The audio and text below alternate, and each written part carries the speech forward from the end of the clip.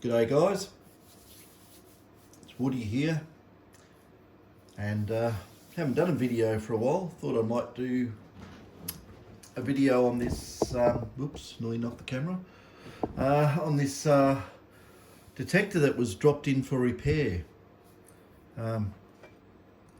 It's this thing here, which is a Super Gold Finder GFX7000.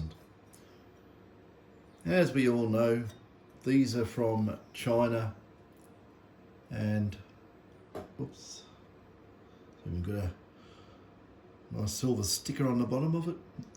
But anyway, what these are is a knockoff of a 4500.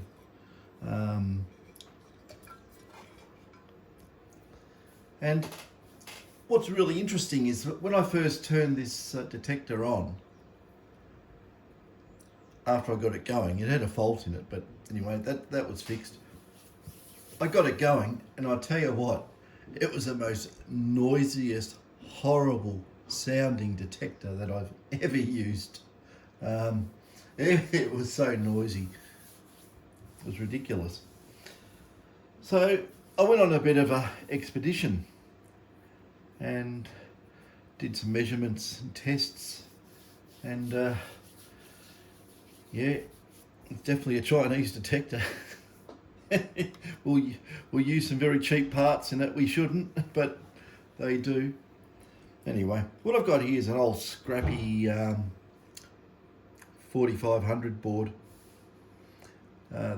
This was destroyed because it came off a quad bike at high speed, and it's fractured the board internally and so forth, so it's just a scrap board.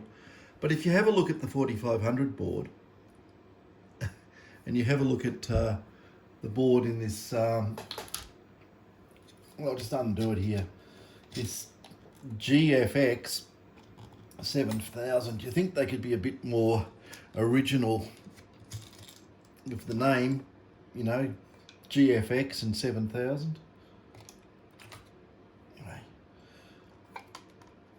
it's very much like a, you know, a pooey brown coloured 4500.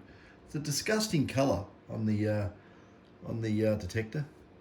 I mean, you know, really, who would paint a detector, you know, poo brown? I mean, it's, lose it in the bush, it would hide.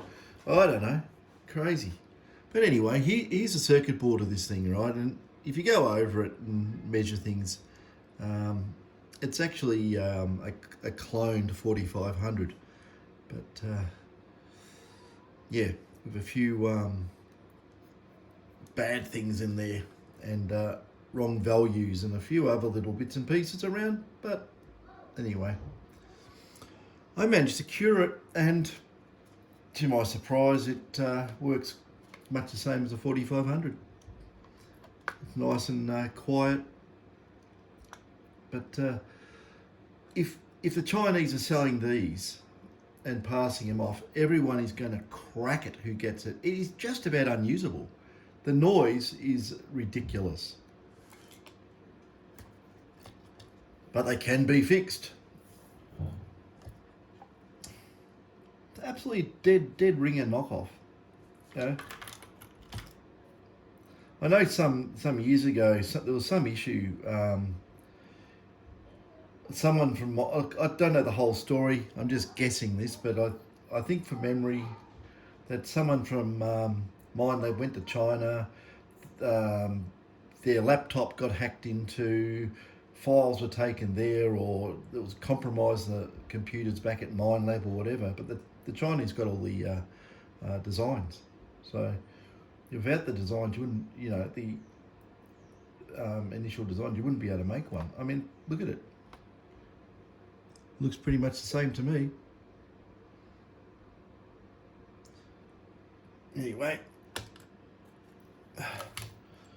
I'll just give this thing a fire up. It's in the middle of the day. Everyone's home. People are watching TV. I've got fluoro lights on. the router behind me makes interference on these detectors as well. So I'll stick it on a cancel coil, which is just a double D coil. I'll see if I can get anything out of this. Okay, it's in cancel mode, normal, yeah, okay. I'll turn on a little booster battery set up there. See our booster sits there. This Superfinder battery is basically pretty much a clone of the Minelab battery with the internal amplifier as well. And turn him on. I've got our booster plugged into the battery because the audio out of these things isn't very great. So driving a external speaker, which can sit there. It sounds exactly like a Minelab, doesn't it? There's a bit of interference there.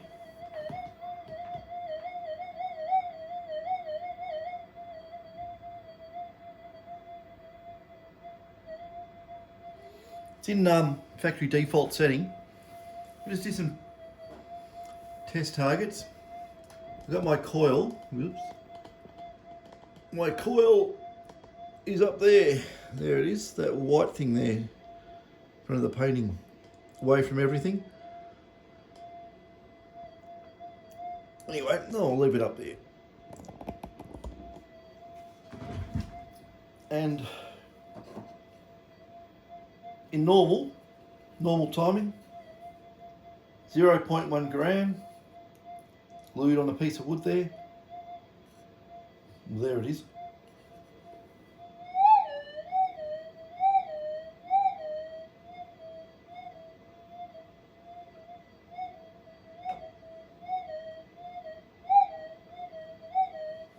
Sounds okay. I'll kill some power here. Yeah, it's gone a bit quieter. You get rid of the noise, the background noise, the depth should increase a little bit.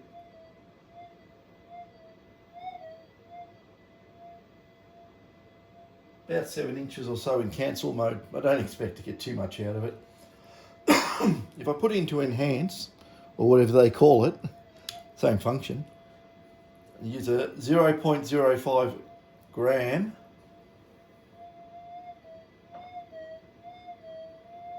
It does pick it up.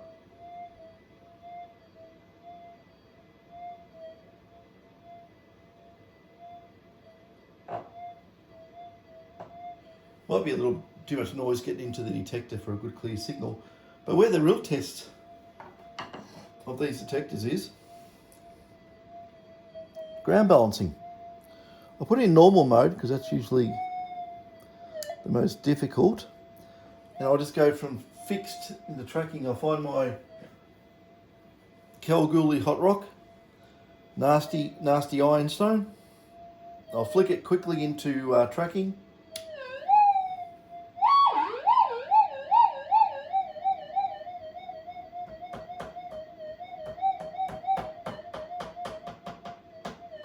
Let's flick it again into fixed and tracking. Speed it up a bit more.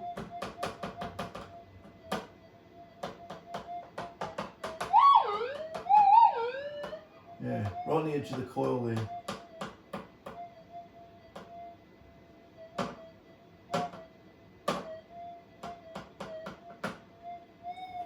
Well, it managed to track out the Kalgoorlie hot rock. That was in. I put it in. That was in normal. Putting it into enhance. I'm going to flick it. When you flick from into fixed tracking and then back into tracking, it gives about a 5 or so second fast track automatic tracking options built into these detectors. So it behaves like a Minelab. Minelab does exactly the same. So I'll just put it into tracking.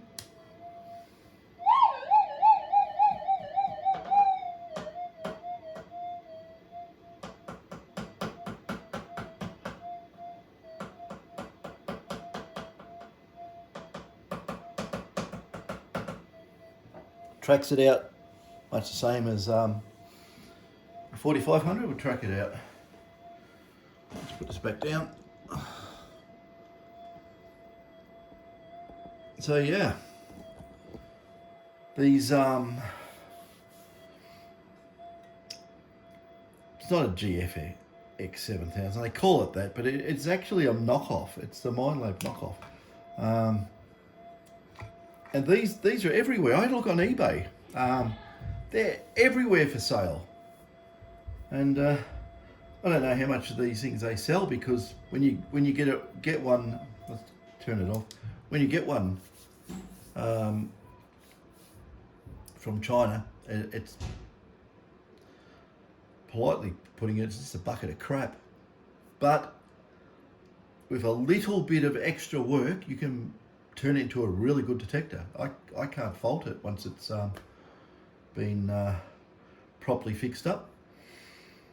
So that's the story with the GFX7000. I don't know what else to say about it. The only other little thing is this on the transmit output here. The choke, they've only put 3 turns of wire on it. On the Mindlab ones, I think more like 8 turns or so. It'll probably be an EMC compliance thing there to round off the square waves from the transmitter, but you know, they put 3 turns. I don't know if it does much. Yeah, but anyway, that's it. Catch us later.